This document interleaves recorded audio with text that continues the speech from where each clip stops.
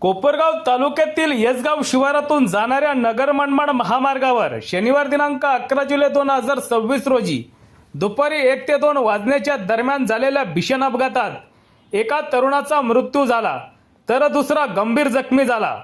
प्राथमिक माहितीनुसार नितेश रामलाल राठोड वय 21 राहणार विसापूर तालुका चाळीसगाव व हेमंत दयाराम राठोड वय 20 राहणार कृष्णपुरी तालुका चाळीसगाव हे MH19 DY 3673 या दुचाकीवरून येवल्याच्या दिशेने प्रवास करत होते।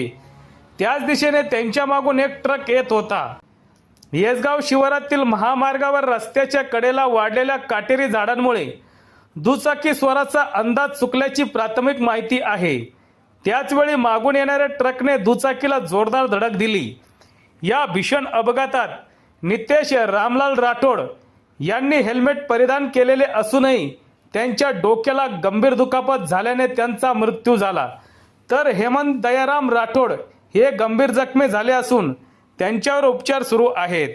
घटनेची माहिती मिळताच अमित खोकले यांच्या रुग्णवाहिकेद्वारे तातडीने कोपरगाव ग्रामीण रुग्णालयात दाखल करण्यात आले। मात्र वैद्यकीय अधिकाऱ्यांनी नितेश राठोड यांना तपासाअंती मृत घोषित केले। जखमी हेमंत राठोड यांच्यावर उपचार सुरू असून त्याची प्रकृती स्थिर असल्याचे समजते। अपघाताची माहिती मिळताच पोलिसांनी घटनास्थळी धाव घेत पंचनामा केला असून अपघाताचे नेमके कारण तसेच संबंधित ट्रक व चालकासोबत पुढील तपास सुरू आहे।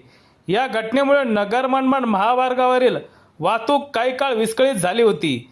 हेल्मेटचा वापर करूनही जीव वाचू न शकल्याने या अपघाताबद्दल परिसरात हळहळ व्यक्त होत आहे। सत्य एक्सप्रेस न्यूज साठी रवींद्र जगताप, कोपरगाव।